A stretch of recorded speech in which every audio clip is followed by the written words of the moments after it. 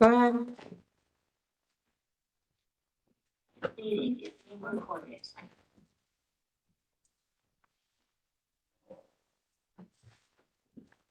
Good morning. Today is January 3rd, 2024, and welcome everyone to today's CPC meeting. The Seattle Community Police Commission acknowledges that we are on the traditional land of the Coast Salish people, including the Muckleshoot, Suquamish, and Duwamish people, past and present. And with humility, we recognize how much we benefit from living on their land and water. The Seattle Community Police Commission honors and highly esteems these tribes. We hope that this acknowledgement will encourage authentic relationships with urban Native peoples and all Coast Salish tribes. And I will now take attendance. Commissioner Lars Erickson. Good morning, here. Good morning. Commissioner Phil Sanchez.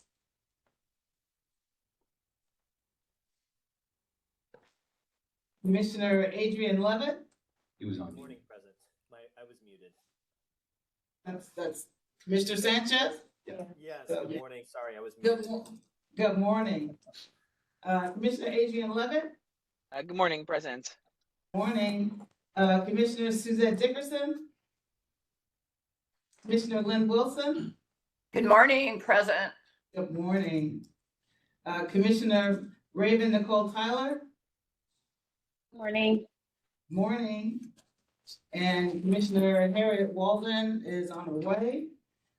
Commissioner Joel Merkel. Good morning, President.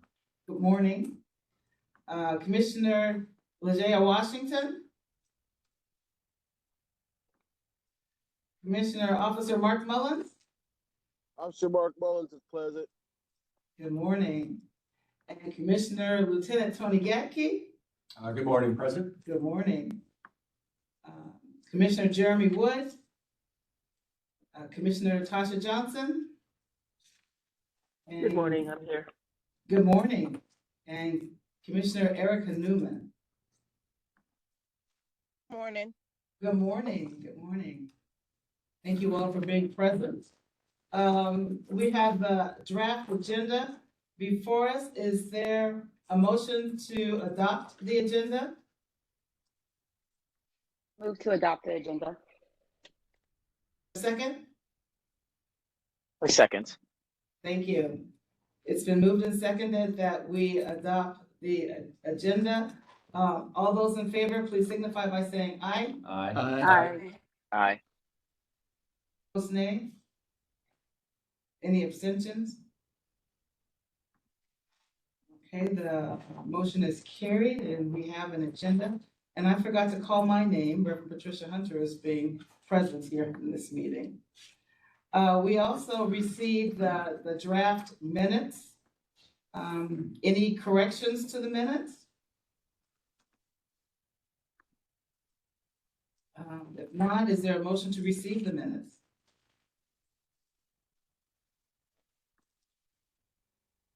I move to receive the minutes. Thank you. A second? I'll second. Thank you, Lieutenant Gatke. All those in favor of receiving, adopting the minutes as presented, please say aye. Aye. Opposed, nay? Any abstentions? Okay, the motion is carried and we have minutes. We'll move right into our updates. And for our co-chair updates, Commissioner Merkel has some status. Oh, yes, good morning. I just have a couple updates that I wanted to just bring to everyone's attention. One of them is we had a vote last time to authorize the co-chairs to send a letter to the monitoring team providing feedback on the draft assessment that the court required as part of the consent decree litigation. We sent that letter along with the feedback we discussed, and on December 29 at the deadline, we weren't quite sure whether the monitoring team was going to file for an extension of the assessment to incorporate more of our feedback, or if they were going to just file the assessment with little to no incorporation of our feedback. And we got the notice of the court filing on the evening of December 29 that the monitoring team in fact did file their assessment with little to no changes that we requested. So stay tuned. We, as co-chairs, have been discussing what that means and what next steps we might take as a commission. And we expect to have more conversations about that with the commission probably at our next meeting. The next deadline, I believe, is January 29 to provide feedback. And so we'll be back in touch with each of you on that point. And just as a plug, if any commissioner wants to show up to the governance committee meeting, we have governance committee meeting pretty much every Friday around 1 p.m. Where we discuss a lot of the things that go into planning commission meetings and charting commission agenda and things like that. It's part of our bylaws, and any commissioner is welcome. So if you are a commissioner and you want to participate in that conversation, you're welcome to show up to that. Just reach out to a co-chair or to a colleague. And then the second update I wanted to provide is we've been talking for some time. Well, I should say we've mentioned it many times over the last year that the city is still negotiating with SPOG for their next contract. And I don't know if folks paid attention to yesterday's city council. I guess it was a gathering. I don't think it was a hearing, but anyway, city council had a swearing in event yesterday. And one thing that I took away from that was that it seemed clear that one of the big things that the city council will be looking at this year is the potential approval of a new SPOG contract. So that is something that the CPC weighed in on heavily about 5 years ago. We even had a court filing about it. As an individual commissioner, I've been interested in that being part of our policy agenda, which we're going to continue a discussion on later in this meeting. And so I just invite folks to engage more on that particular issue, because that's going to be something we're going to have to really be prepared to work on. Anyhow, those are my updates. Thank you. Thank you. And Commissioner Wallen has entered our room, and good morning to you. Good morning. Apologies being late. First time late in 10 years. No worries, but just happy that you're here. Again, I just want to say Happy New Year, and I look forward to working with all the commissioners and our accountability partners and residents of Seattle as we advocate for more just policing in Seattle. And I also look forward in 2024 to filling all of the staff positions for the CPC, and most particularly the deputy position and the policy director. And just to remind the commissioners that our executive director, Dr. Ellis, has been holding down 2 positions for the CPC for the past year. And so I look forward to her being able to focus solely on the work of the executive director. And also next month, we will have an update for commissioners in executive session on the work of the executive director. One of the things that we really want to do in 2024 is make sure that all of us stay in the loop and that we increase our communication with one another. And so we will begin that process in our first meeting in February. So again, thank you all for being here and Happy New Year.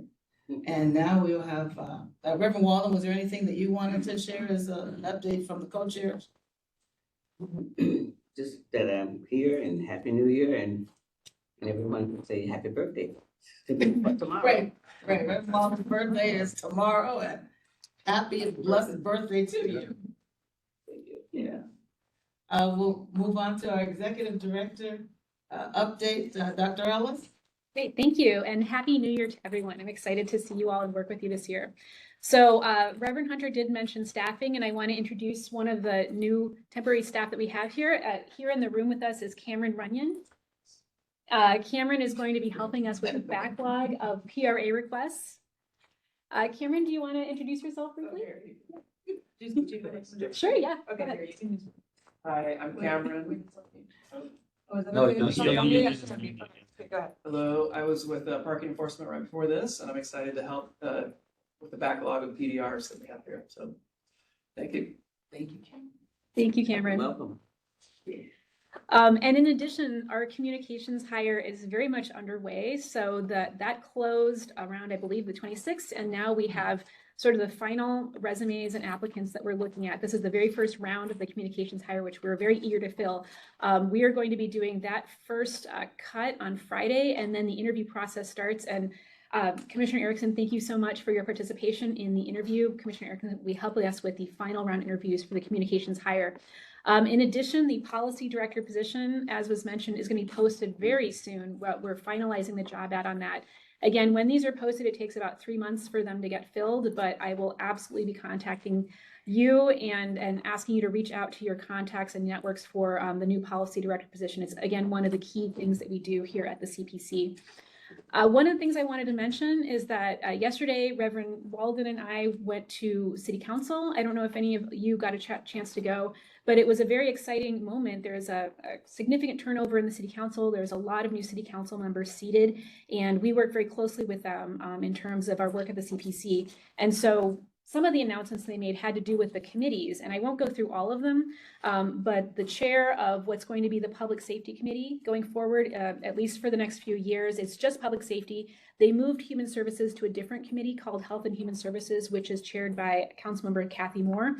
But Councilmember Bob Kettle is going to be the chair of the Public Safety Committee. So I was able to meet all of the new council members. That's Councilmember Saka, Councilmember Hollingsworth, Councilmember Rivera, Councilmember Moore, and Councilmember Kettle, who were all there yesterday in person, and introduced the CPC to them. This is one of the most important things that we're going to be doing over the course of the next month, and actually the whole beginning of the year, is introducing the CPC and the overall accountability system to these new city council members who may or may not have a really deep understanding of what we do. This is a really critical year for the entire system. And so I encourage any of you that has contacts in council or that wants to be part of that work, reaching out to council, to join me, because it's something that's very important to what we're doing, establishing positive relationships with new people in a very new theme for the city going forward.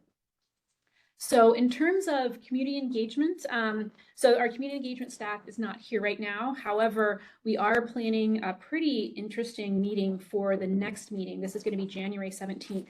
So as I might have mentioned before, I have met with, and I've been doing outreach with, representatives from the Indian American Community Services.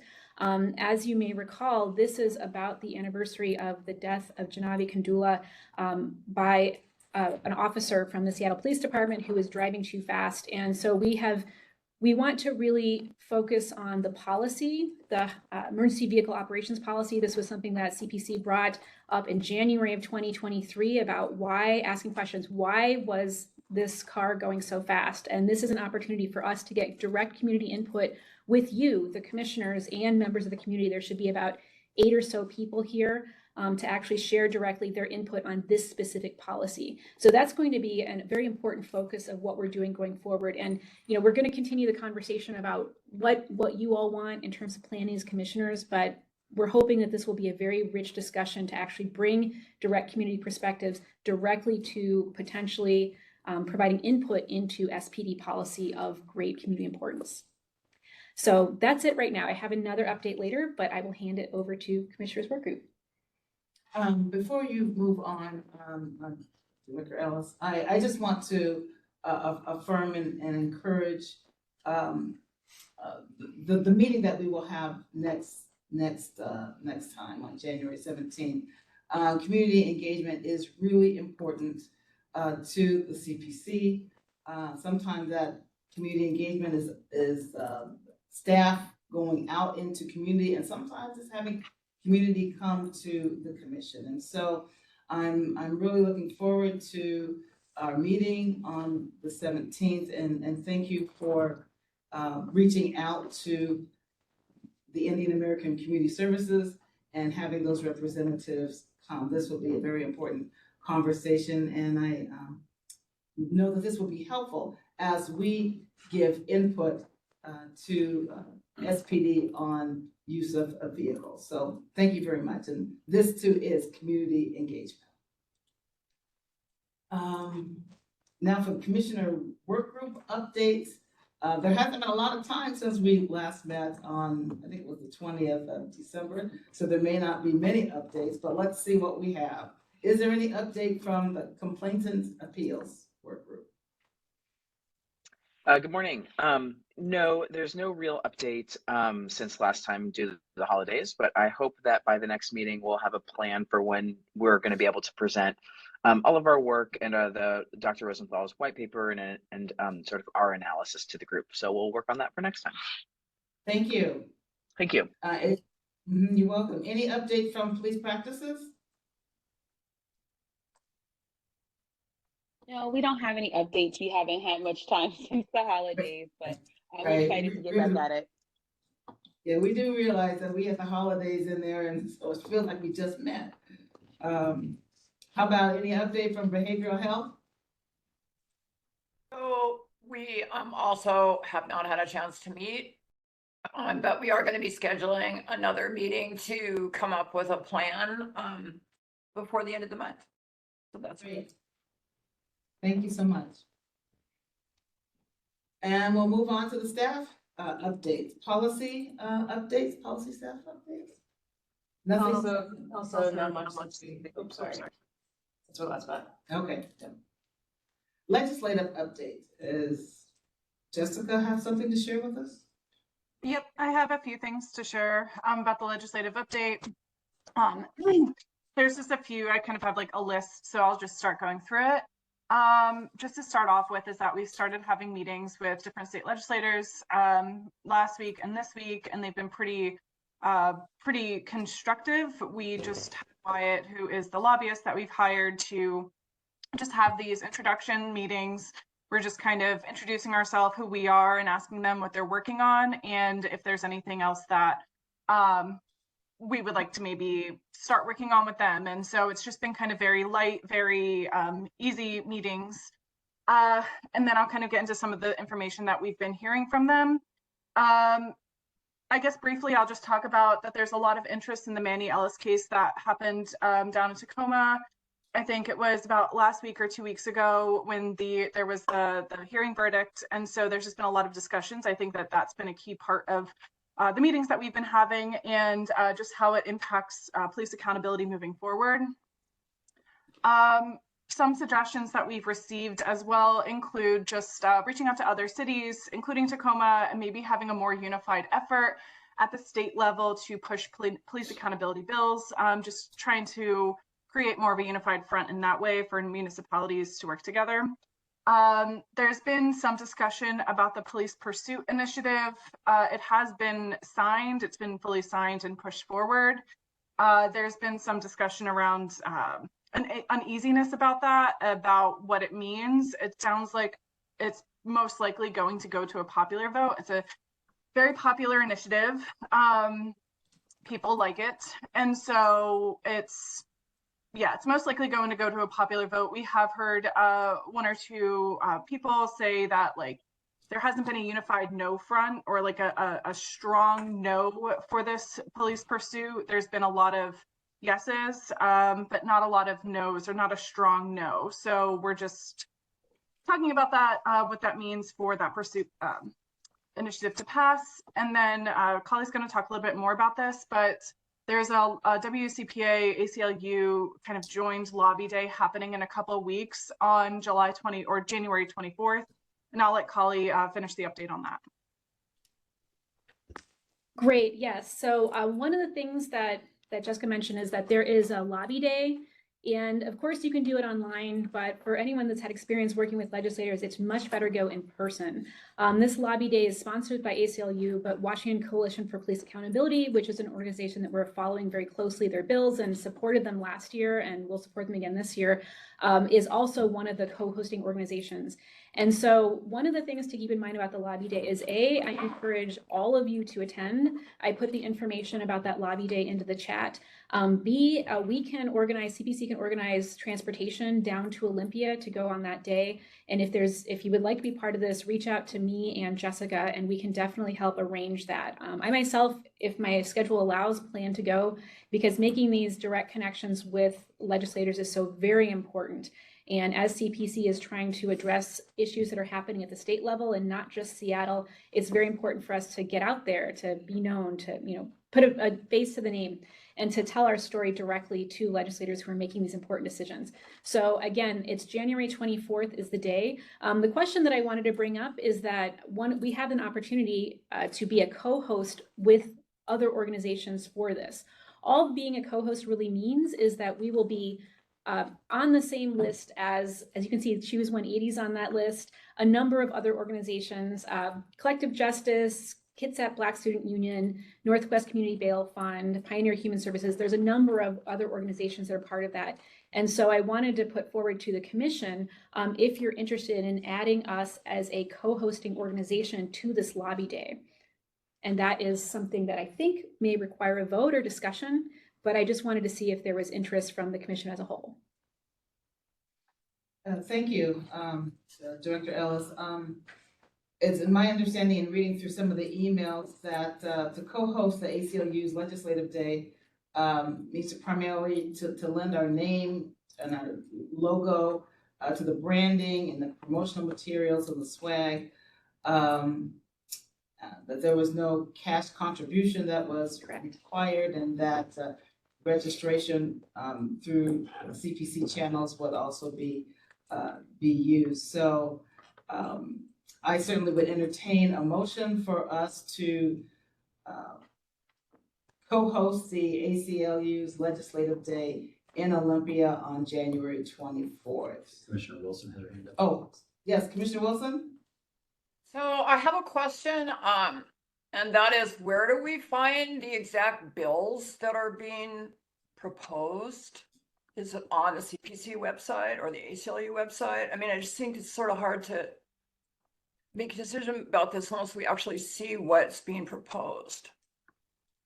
Yes, so this is something that we do have an updated tracker. If you go to the front page of the CPC website, right on the front page, it says State Legislative Advocacy. I will put that link into the chat because that has a bill tracker. Right now, there's only 4 bills. There's a large number of bills, and once at the next meeting, I think we should save time for this. But last year, not everyone was here, but last year we went through the process of explaining the sort of 2 levels of work that policy staff does on the legislative process. One is these key bills that we are supporting. We might get more involved. We might provide testimony. We might do op-eds. We'll talk about all that in future commission meetings. But on the other hand, we're still a city agency. And as a city agency, we do have to provide input into a larger number of bills, not all of which are top priority bills. So let me put the link in the chat for how you'll find the bill tracker that's currently on the CPC website. As you can see, that has some of these priority bills. So the HB 1445, this is a bill that we talked about with Representative Goodman, for example. This is a bill that's related to what the Attorney General's office can potentially do in terms of law enforcement and local agency misconduct statewide. There's other bills that we've been closely involved in, including traffic safety and independent prosecutions in the Attorney General's office. And then the last one on the list right there is HB 1930. This is a new bill. This is not a carryover from the last session. And this is one of the bills related to the Office of Independent Investigations. I want to sort of put that on your radar because we will be hearing from them again sometime this winter and spring. They're really stepping up their work at the state level, and they'll become more important in Seattle going forward. Did you get link, Lynn? Okay. I'd also just like to briefly plug, Lynn, if you have any questions about that and any other, I've been attending some of the work groups that have been hosted by the ACLU and by WCPA. And so I'm happy to share a little bit more background information on that.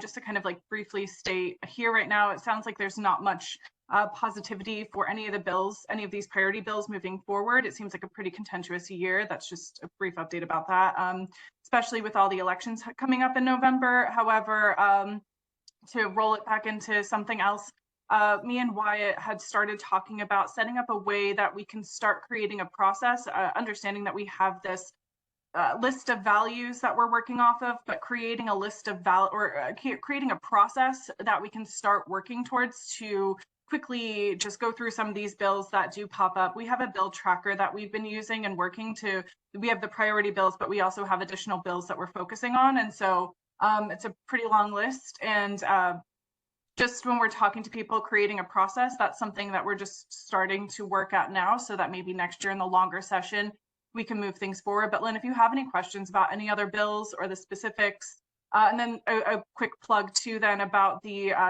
SLA work group that we have on Mondays at 10. If anybody's interested in joining those, even just briefly to hear some of these updates, we're going to start having those more frequently and more often because things are going to roll pretty fast with this legislative session.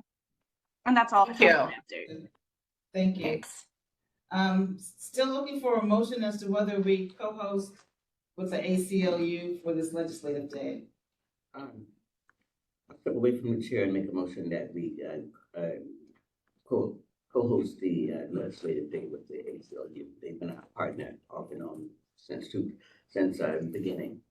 Thank you. Reverend Walden moved that we do so. Is there a second? I second that motion. Thank you. It's been moved and seconded that we co-host with the ACLU for their legislative day on January 24th. All those in favor, please say aye. Aye. Aye. Aye. All opposed? Any abstentions? Commissioner Decky abstains. Okay. One And I abstention. also, this is Adrian Levitt, I abstain.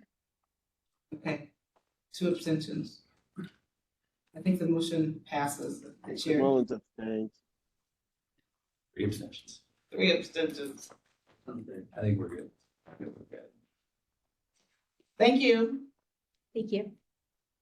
I have a question on the legislative update. Who is the contract lobbyist or? That, I think Wyatt is here. Or Yeah. For the CPC? Mhm. Yeah. Wyatt Aldridge, he's Okay. he's Yep. present. Great. Just wondering who it was. Wyatt, do you want to reintroduce yourself just in case? Yeah, Wyatt Arledge, started working with you guys here a couple months ago and have been, I believe this will be my 6th session down here in Olympia, and things have been going so well so far. I think Jessica kind of pointed out it's going to be a bit of a slower session in the law enforcement reform right before a big election year, so folks are probably a little bit hesitant to do any major changes, and frankly, the group pushing initiatives going 6 for 6 on their initiative runs is really going to eat up a lot of time as well as the legislature figures out how to respond to that. So I think it's going to be a good session for us to kind of get our wheels under us and figure out our processes here. Thank you.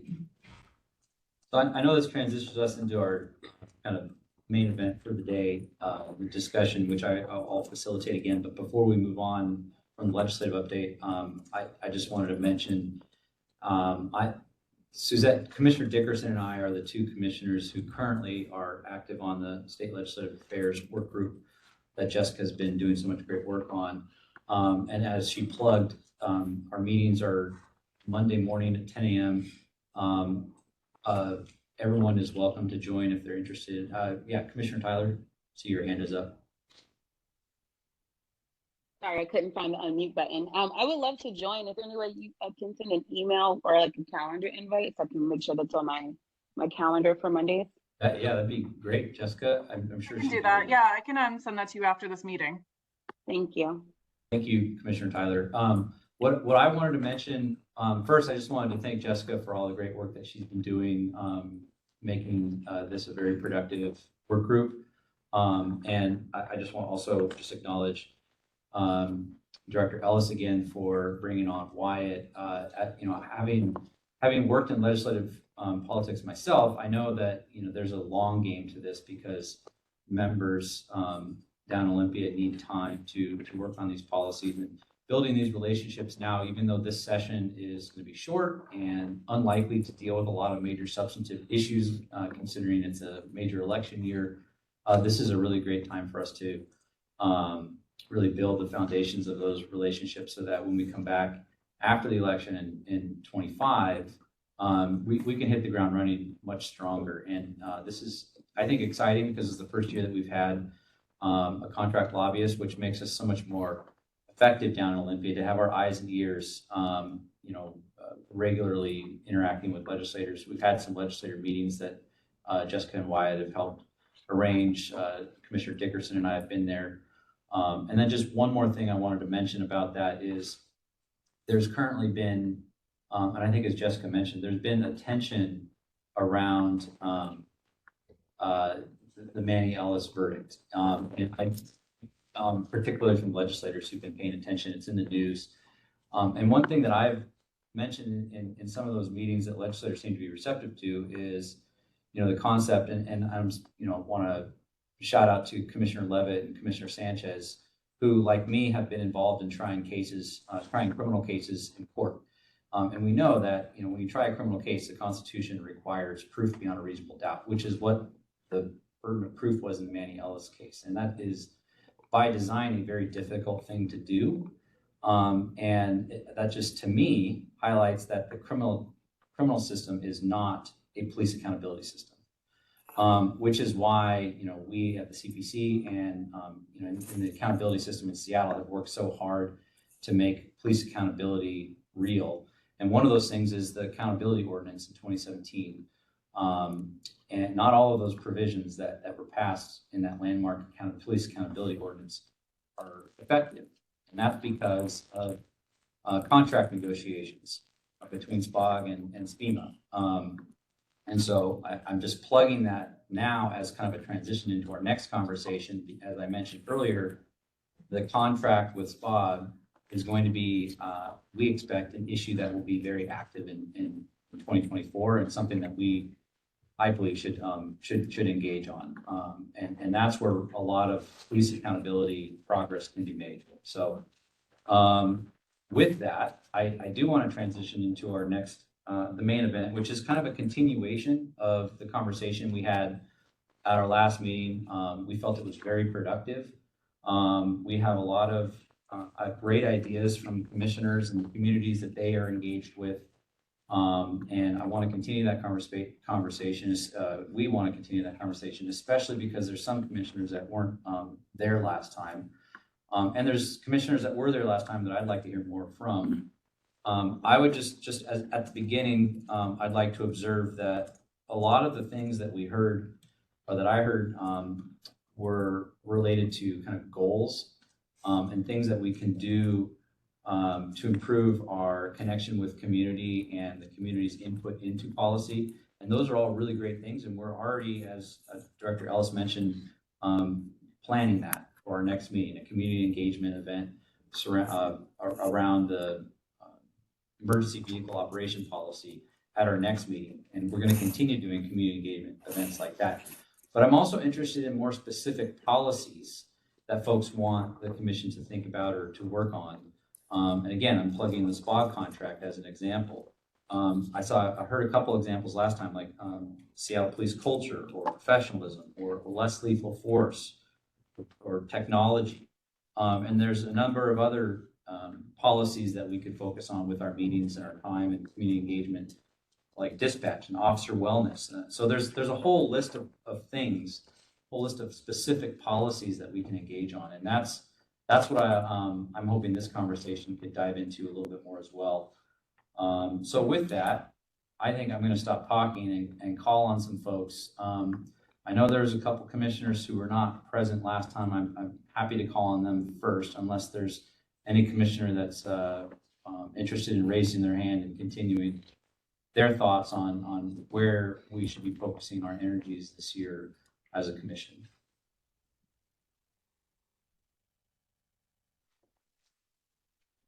While we're waiting for a commissioner to raise their hand or to speak, I would hope that by the time we finish this conversation, that we would have maybe 3 goals, the goals that are listed in our summary, that those might be the working goals for us for 2024, and that we as a commission might even be able to vote on these goals that will really solidify our focus as we move into the next 12 months. And then oh yes, Commissioner Sanchez, go ahead. Yeah, I had a question, and again, I'm sort of still fairly new to this group, so I know that we always say there's no dumb questions, but this might be one. I don't know. I'll just start with my question. That is, so much of what we do, especially if you mentioned with the SPOG, is trying to take a look at policies that can be implemented. But one thing I'm always curious about is for those on the inside, in other words, the officers, do we have a channel of communication or way to also understand from their perspective where are there gaps in what they feel is also a lack of guidance or instruction on what they're supposed to be doing as well? Like, in other words, right, is there any way to also, instead of us taking a look on the outside of what we think needs to be worked on or improved or implemented, is there any ear that we have to their table to know, well, from their officer's point of view, like where do they see their own gaps in instruction and in guidance and what they're doing as well? So that way it kind of also helps us understand some of the challenges that they may see on the inside. Maybe they don't feel comfortable talking about that as well. But that's just something that I've always been curious about. Do we have just something that we can keep in mind to know where they see their own gaps? Yeah, Commissioner Sanchez, great question. I'll just say a couple things, just as a fundamental matter. The ordinance permanently authorizing the CPC tells us that our primary function is advising Seattle Police Department on policy with community engagement. That's fundamentally our role in the accountability system. And one thing that the accountability system or the accountability ordinance in 2017 did was establish 2 positions on the CPC that involve folks at SPD. So we have Commissioner Mark Mullins, who is a representative from SPOG. So that's one of the ordinance requirements, that we have a representative from SPOG. And we also have a representative, Commissioner Tony Gadke, who represents SP May. We also, I see on the line today, Brian Maxey, COO of SPD, is here. He is a key representative from SPD, which is under the system an accountability partner, someone that the CPC works with in the accountability system. So this is to say, to answer your question, yes, by design, we have that voice, which is an important voice for us to hear and to have as part of the conversation. So I hope that answers your question. This is Officer Mullins. Yes, Officer Mullins. I'd like to further that or try to answer his question or get him some kind of satisfaction with his question. If you have any questions yourself, and this has kind of been one of my goals, I'd like you to give me a call to ask if you have questions about SPD officers and how they feel about various things. I think I could give you some insight into that. I also welcome all the commissioners to be able to call me on the phone, ask questions if there are any questions about things they might feel about the inside or officers and the way they might feel about things. Thank you. That's all I wanted to say. Thank you, Commissioner Mullins. And I'll just plug one more thing before I start calling on folks, but one of the key themes that came out or that was discussed at the last meeting was community engagement. And as I said, we're already going to be doing a community engagement style meeting at our next CPC meeting, but this is a plug. Please, please, please volunteer for the community engagement work group. At the moment, it's my understanding Reverend Walden is the only commissioner. She's co-chair, but she's also volunteered to be on the community engagement work group. And we need more folks on that work group. So please consider volunteering for that work group. But with that, does anyone willing to go right now, or should I just start calling on folks on what they're thinking and what their thoughts are on?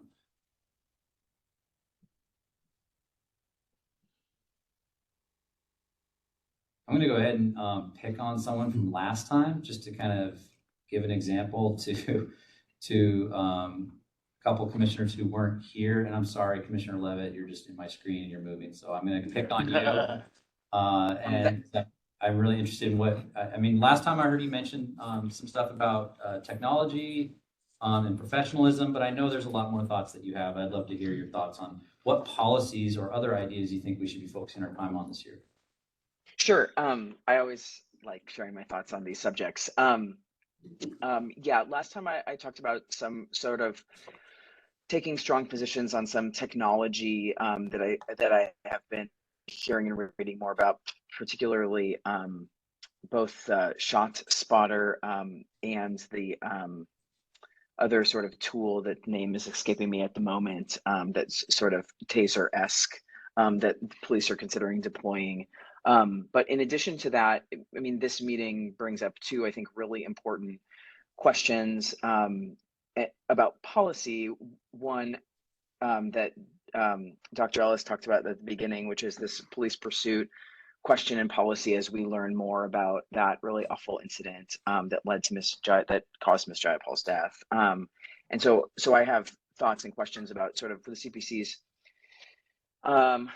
position on how police responses work in our city and police pursuits and things like that. And then the other one that also came up recently and in this meeting is thinking through how the CPC can take strong positions on cases like the Manny Ellis trial and what we've seen as the results, and sort of what that means for police accountability generally and how it intersects with the criminal legal system, which I think I have, as you mentioned, Joel, a lot of experience in, and maybe a unique perspective as I was a criminal defense attorney for over a decade, but also sort of how criminal legal systems continue to fail communities of color, and particularly Black communities. And as this is seen as sort of another example of that. So those are things that additionally come to mind for important topics. I also thought about what Commissioner Tyler said at the last meeting about how to work with queer and trans communities, which I'm also a part of,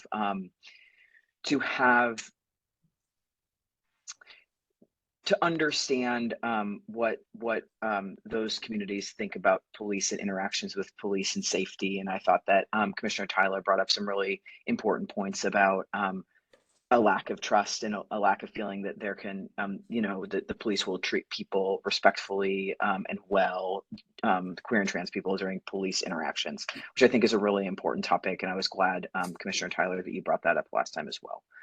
So those are the things that come to my mind about what policies we can sort of start to think about and work on for the year ahead. Thank you, Commissioner Levitt. And if I could just take privilege as a co-chair to ask you a follow-up question, and Sure. this may be a follow-up question for Commissioner Tyler as well. And we've already mentioned we're having a community engagement meeting next meeting with the Indian American community services regarding the emergency vehicle response policy. Surrounding kind of the anniversary of Janavi Kandula's death. But what would you think of a community engagement meeting later this year focused on the LGBTQ community and their feelings about policing in Seattle? Is that something you think might make sense for what you're talking about? I mean, I think it makes a lot of sense. And I would also be curious what Commissioner Tyler thinks about that, but I think it makes a lot of sense and would be really interesting to hear people's perspectives. Yeah, and I'd be I think. happy to be involved to organize that as well. Sorry. I think that would be a great idea. I would think maybe leading up to the meeting, working with the queer and trans community to help like structure the meeting in a way that doesn't feel like we're coming to them to do the work that we should be doing.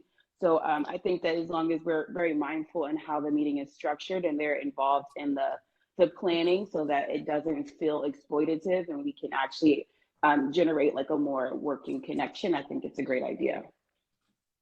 Thank you. And just as an example of kind of procedurally how that would work, it would be really, we have, Commissioner Tyler and Commissioner Levitt. It'd be wonderful to have you two involved in something like that. It'd be wonderful for the community engagement work group to be involved in early discussions and planning. And then, of course, everything that goes into these meetings has to be discussed per our bylaws at the governance meeting. So going through that, I think, hearing from you guys, that's an example of something that could be, a success if that's something we want to work on. I think that's a great idea. And I want to thank you both for sharing that.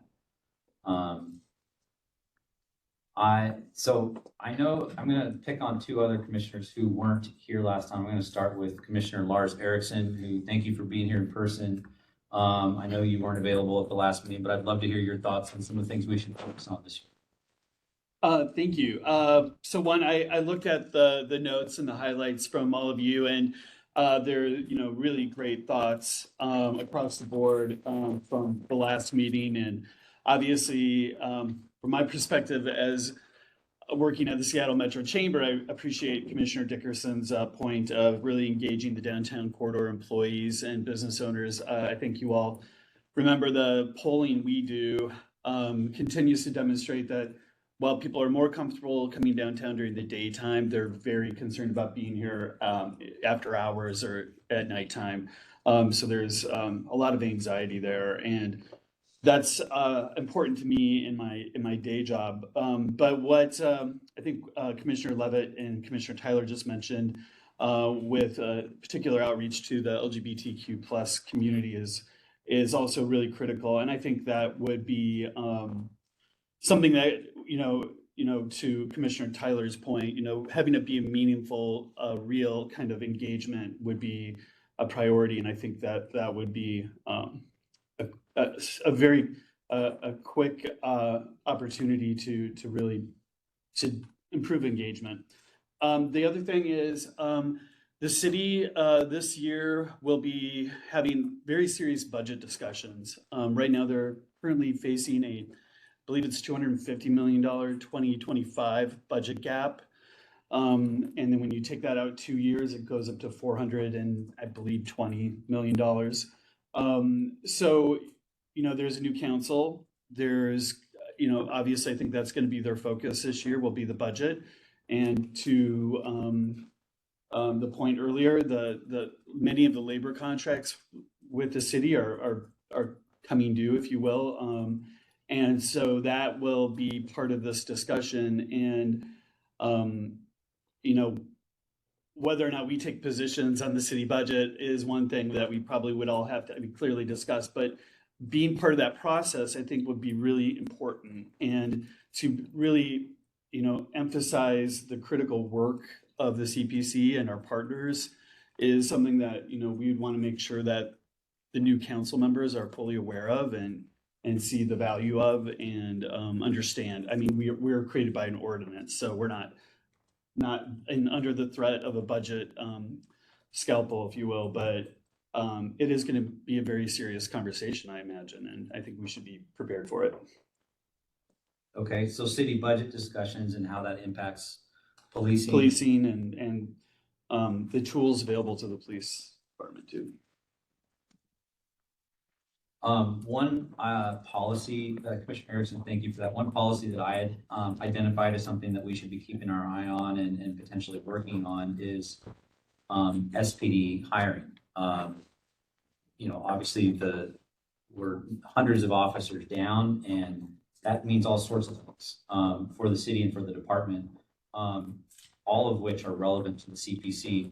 Is that something you think would be kind of part of that discussion? It's really, yes. And that's really important too. Actually, I had reached out last month to get a status update on hiring and retention efforts. And, I think there are some success stories from 2023 that I'm hoping SPD and the mayor's office and the city can be a little more vocal about, because there was a good chunk of hiring done compared to attrition. But I also operationally, I think I have some questions about it because, what is the true number? I know it's hard to peg employee counts at any given moment, but yes, I think that's going to be critical. And again, to that point of the budget discussion, council members will have to make some tough decisions to some degree, for sure. Thank you, Commissioner Pearson. Thank you, Commissioner Price. I want to call on Commissioner Sanchez. I don't mean to Socratic method you now, but I know you weren't available last time. I'd really love to hear some of your thoughts on where the CPC should be focusing its energies in 24. Well, that's a great question, and Joel, I'm not quite sure I'm going to have the best answer for that. You know, I recently met before we all went on sort of the holiday break with Danny Sullivan, and you know, one of the things that one of my goals for this year is actually going to be a little bit more smaller, and that is since I joined towards the tail end of the year. You know, I want to make sure that my participation in CPC is obviously going to be as meaningful as possible, right? Because that's the whole reason why I joined the group. And so kind of entering in initially, because I'm a very mechanical person, I was sort of overwhelmed with sort of all of the arms and the areas of interests that the CPC serves and the different work groups and committees. And so it's been sort of trying to find my place in the stream, if you will, of progress and change, and where can I be most impactful. So before I can really answer that larger question of what would be a great goal for CPC, I have a smaller goal, which is how can I make sure that I find my place to be most effective for CPC and with which work group, so that I can really understand and get in the mechanics of the issues or challenges within that group to be impactful. So that's kind of my, I guess, more of a personal goal for me this year. So unfortunately, I won't be able to answer a larger question. I don't want to give a word salad of what I think just the CPC's larger goal should be, because I really want to get a better handle on the issues and challenges that need to be addressed. Well, thank you, Commissioner Sanchez. I know that onboarding as a commissioner, you know, there's a lot to it, because the accountability system is, you know, something that it takes it's not something you can learn just instantly. There's a lot out there. But that said, you know, maybe I could step back and just ask you, you know, there's a reason that you decided you wanted to serve. There's a why. You have a why. Maybe you could share that. What are the issues that motivated you to become a commissioner? Yeah, you know, a lot of the issues that motivated me to become a commissioner was one that was just discussed a few moments ago, and that was just even safety within the city. You know, having been a prosecutor for a number of years, you know, 15 plus years, having worked with families and victims from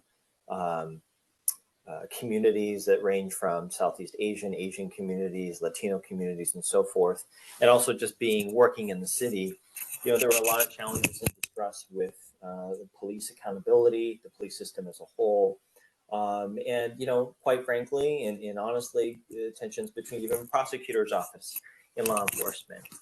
And so I kind of felt that I was coming in from a position that had a lot of experience in meeting with members of the community, again, victims and families, the challenges that they face, why they're still in Seattle, why they're afraid to go to Seattle, why they don't call the police, why they try to solve issues within their own communities, the distrust or experiences they've had with law enforcement that have deterred them from relying on law enforcement to protect them as a community.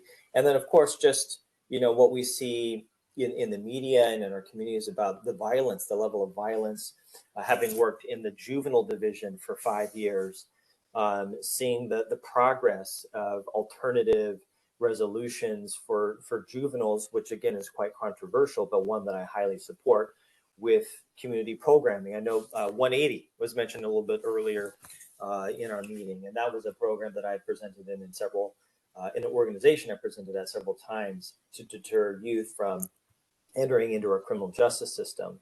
I see there's a lot of work to be done within law enforcement, within policy and guidance, and it just felt over the last several years there's been such a large transition of leadership for police, a lot of question marks at times. What is the direction of that office? I've talked with detectives over the years who left for all sorts of reasons, whether that be leadership, you know, COVID vaccine requirements, all of those types of things, the challenges that a lot of places felt during the 2021, 2022, 2020. And so I just felt like I have this wealth of experience. How can I use that to, again, as I mentioned before, be impactful in my community, which is something I never really took on before. I was just taking on the voices of victims, of families, and seeking justice. But with that opportunity, what more can I do? Because I've always looked at it as working with law enforcement. How can we all do better as a system? And I've always felt that way, even in my own professional practice. What can I do better to serve those victims or families? If not just being an attorney in a courtroom, is there anything more that I can do for them outside of that? And I'm sure a lot of other attorneys here who do that for their clients as well.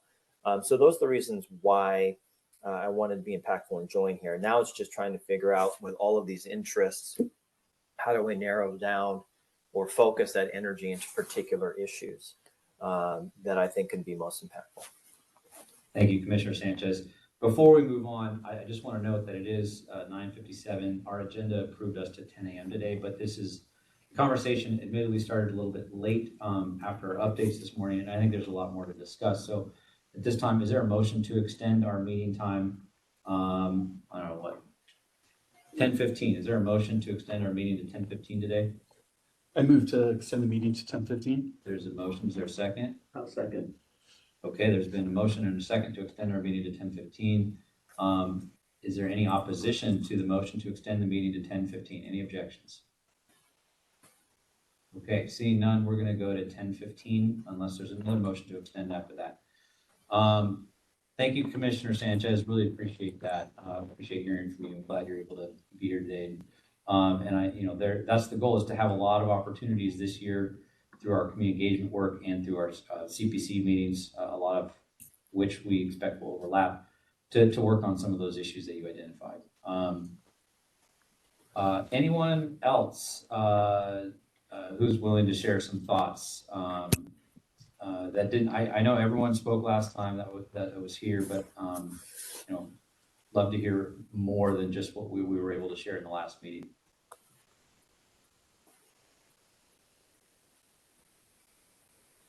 I thought that I've been thinking about, I don't know how it fits here, and it might just be a parking lot issue, but as I drive around Seattle, especially the central area and the places where they put more density than it is on Queen Anne and some of the other areas, and you look at all those apartments, and you think about, I don't know what the projection of the population is projected out 5 years from now.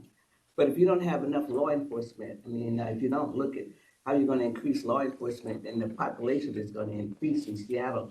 I mean, because unless you have a great downturn and no jobs are here, but we hope that doesn't happen. But I just was thinking about that, because that's something that I haven't heard anybody talking about planning, is that, well, we're going to have X number of million people here. I mean, whatever.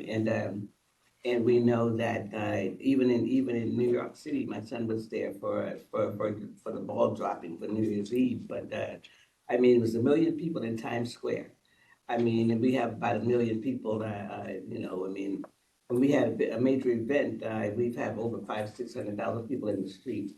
And I mean, Super Bowl and all that kinds of stuff. So I'm just wondering about population and what's the number of police officers that the people who do this would recommend for 100,000 people, 50,000? I mean, I don't know. But I ride around and I see what gentrification has done to the central area and the south end, where it's not done that in Ballard, because Ballard was part of a race and class, that type of thing. But so I don't know. I don't know if anybody's ever thought about that as a policy, and Carly, coming from a policy perspective, is there anybody ever thinking about that piece? I don't know. I mean, it might not fit here, but I mean, it might fit someplace. And in the future, to be talking about what might be necessary 5 years from now, 10 years from now, Thank you, Commissioner Walden. Anybody else ready to raise their hand? I have a couple of comments. Yes, thanks, Commissioner Wilson. So I just had two thoughts, and I'm not sure if this was brought up the last time, but it would be really helpful to me I've been here more than 6 months now. So But there are quite a few of these commissioners, I have no idea who they are. If I ran into them at a grocery store, I wouldn't know them from anything. Now, partly that's because I don't get myself downtown by 8:45 twice a month. So that's on me. But I also feel like it would really be helpful, and I don't know how we can do this with the restrictions of the Open Public Meetings Act before the end of the year, to have some kind of a retreat or lunch or something where people actually get together and actually get to know each other a little bit in person. So that was one thought. And I just, like I said, it's like, it's on me that I don't come down, but also most of the other commissioners aren't there anyway. So, the other thought was that I think if we can't do this right now, I think having quarterly community meetings that are specifically held at certain dates, like every 3 months at various parts of the city, where we actually take on an issue that people are concerned about. And if at the top of the list for me personally would be the shot spotter issue, because it really starkly contrasts the civil liberties position versus some of the people in certain communities in our city that actually want it. And it would really be helpful to have an actual specific community meeting just around a policy that affects people, and that we could actually get some specific community feedback. So I also thought about the 911 dispatch system, but it's going to probably take our work group till the end of the year just to get a handle on what that actually is right now. So those are my two thoughts. Thanks. Thank you, Commissioner Wilson. Those are wonderful thoughts. And I'll just say as a co-chair, a couple of things. I totally share both your sentiments. You might recall when we voted on bylaw amendments earlier this year, one of the changes that we made was with respect to meeting attendance, that it was preferred that people show up in person. Obviously, we created a permanent hybrid option, and that makes the meeting that we have twice a month certainly more accessible. But we also identified the preference to be in person just for that reason. The co-chairs have been in talks with Director Ellis about doing some sort of retreat at some point to get us together in person. We'd love for you to participate in that conversation if you're interested. Any commissioner who's interested in participating in that conversation is welcome. We frequently talk about things like that at our governance meetings on Friday. If more than a quorum of commissioners are to show up, obviously there's Open Public Meetings Act implications to that, which is fine. We've done that before. For example, earlier this fall, Director Ellis set up a new commissioner orientation for many commissioners who had not yet been fully onboarded or oriented. And we had speakers from City Attorney's Office, from SPD, from OPA, OIG, and we had like a full day of really kind of diving into the nuts and bolts of the accountability system. And that was a meeting where more than a quorum of commissioners were, I believe more than a quorum of commissioners were, no? It wasn't. It wasn't? Okay. So that was a situation where we did not have to do an Open Public Meetings Act notice, but we were prepared to if we needed to based on how many folks showed up. At any rate, we would love to get together. And we love seeing your faces down in person if folks are able to come. As to the quarterly meetings, that's we're going to have more of that this year. Community engagement had an interesting year in 2023. 2024, we are committed to doing more engagement directly with the community on policy development, which is what our mission is. Shot Spotter is a great example of a policy that the community should be engaged on, and that's something that's in our wheelhouse. The likelihood is we're going to have more than quarterly meetings. For example, next meeting is going to be, again, like I said, the CPC meeting is going to be a community engagement meeting related to emergency vehicle response operation. But we're also going to do more outside of regular CPC meetings. And this is just another plug for anyone that wants to join the community engagement work group. These are the types of events that would be planned and discussed as part of that. So please, if you can, volunteer for that. Anyhow, just want to see if anyone else has any other thoughts, ideas they want to share with respect to policy. Maybe while I wait for someone to raise their hand, I'll just go over, I think I mentioned this in our last meeting, maybe even mentioned it earlier today, I can't remember at this point, but the kind of the menu of policies that I think we should be working on this year include the SPOG contract, SPD culture, emergency vehicle response, professionalism at SPD, what can be displayed at an SPD facility. Folks remember the tombstone and the political flag, the Trump flag at each precinct. Dispatch, the CARES team and behavioral health, officer wellness, officer hiring, new ideas to address bias. For example, one idea I've heard kicked around is a bias review board that the CPC could potentially participate in. Trends in OPA complaints. And, we've heard ShotSpotter mentioned a couple times today. So these are just like a menu of specific policies that I envision the CPC engaging the community on and sharing recommendations with SPD and the City Council and the Mayor's Office on in 2024. I'd love to, in our last few minutes here, love to hear any other thoughts folks have on policies we should be engaging. Commissioner Mullins, I see you turn your camera on. Do you have some brilliant idea to share with us today? No, I do not. Okay. All right, fair enough. Fair enough.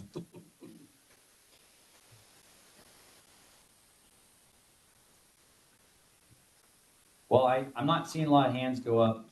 So what I'll say is this: we have a few more minutes, but we can end early. But one thing I'm going to plug one more time and just emphasize that these conversations are great, and they're probably some of my favorite conversations to talk about policy and how we should use the power and authority and influence that the city ordinance grants to us as a commission.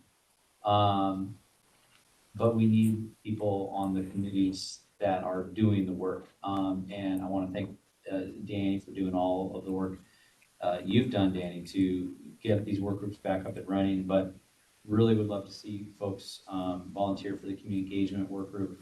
And also, when you have time, please show up to the governance committee meeting on Fridays and share your thoughts on how we should be, moving the commission. Yeah, I see Commissioner Mullins, you have your hand up.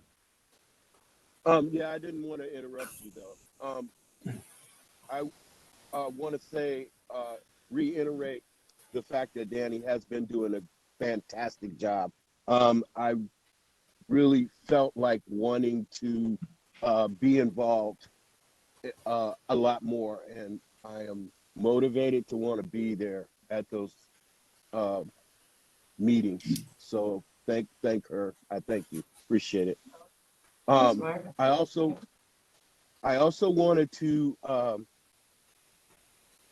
add something to Reverend Walden's comment about the apartment complexes that are going up. And she asked, is there anybody thinking about that? Is there anybody thinking about the population increase within the city of Seattle? And my answer to that is that police officers sit in their patrol cars every day, patrol officers watching these buildings go up and going, hey, that's fantastic. We're getting more housing for people in the city of Seattle. But what is it going to take to assist in policing that area? Because it becomes an area of concern when you have to go into those buildings. And a lot of times officers do not have access to those buildings. It takes a while for officers to get access because they're lockout buildings. So yes, there's someone thinking about it, and I'm answering her question in a respectful way. yes, we think about it. The officers that sit in those patrol cars think about it because they know they're going to have to respond to those buildings, and that the increased population that it calls for. So, I thank Reverend Walden for bringing that up. Thank you. Commissioner Hunter. I'm a real concrete person, and so I love conversations about what we could be working on. But before we leave today, I would like some direction for the staff as they set their goals, that they align with the goals of the commissioners. And so in the summary that was sent out, it succinctly says that, as we talked about this last time and this time, that the goals center around community outreach, and we've talked about community engagement, policy development, we've talked about several areas of policy development, as well as internal communications amongst the commissioners and improving how we relate and interact with one another. So I'm hoping that either by vote or consensus that we can agree as a commission that these will be our 3 goals for 2024. And that's what I would hope that we would get out of this conversation. Do we need to take an official vote on these goals, or is it less formal? Commissioner Walden. Oh, I was just going to say, I'd like to I'd like to recommend culture and professionalism too. I mean, somebody else may want to have something else, but I mean, at least we can start. For me, I'd like to start with culture, professionalism, and maybe the 911 call center. Oh, as policies to focus on? Yeah, okay. And I would be willing to work with Raymond and the other commissioner around the speak out for a community meeting around the gay community, and all the other people that's included in that. I don't have all the words right now, but forgive me.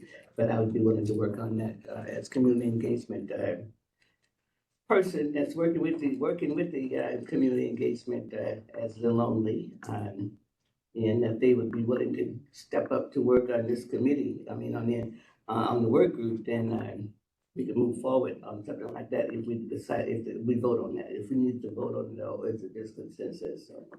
Well, let me just see. We have 1, 2, 3, 4, 5, 6, 7. Yeah, we have a quorum. Well, let me put it this way. We're out of time. So one thing I'd like to do is just remind folks that under the ordinance and the bylaws, the co-chairs are the supervisor of the executive director. We supervise Dr. Ellis. And we also are each under the bylaws on the governance committee. So we help govern the CPC. So having these 3 goals recommended by commissioners through this conversation and voted on is a helpful thing for the co-chairs. And so what I'd like to do is entertain a motion to identify the agency goals for 2024 as increased efforts on community outreach, 1. Number 2, focus more on specific policy issues for policy development. And 3, improve our internal communication and internal engagement. And continue working on those 3 things. So at this time, what I'd like to do is entertain a motion to identify those as the goals for the CPC for 2024. Is there such a motion? I move to identify those goals for 2024. Thank you, Commissioner Tyler. There's been a motion. Is there a second? I second. Commissioner Erickson, thank you for the second. Is there any further discussion on those being the goals that we've identified as a commission for ourselves for this year? Seeing none, I'll go ahead and take the vote now. All in favor of those 3 goals, being the CPC goals for 2024, please say aye. Aye. Aye. Aye. Any opposed? Any abstentions? Wonderful. Well, thank you, everyone. I found these two conversations very entertaining and fun, and it's why I wanted to be a commissioner. Thank you for engaging. We look forward to executing on these things. And just one more plug, please reach out to a co-chair or staff or Director Ellis if you have the capacity to contribute to the community engagement work group and or attend at any time the governance committee on Fridays at 1. So we'd love to have more commissioner attendance at those committees. So thank you, everyone. Have a wonderful day, and we'll see you on January 17th. Take care, everyone. Thank you. Bye. Thank you. Thanks. Bye-bye.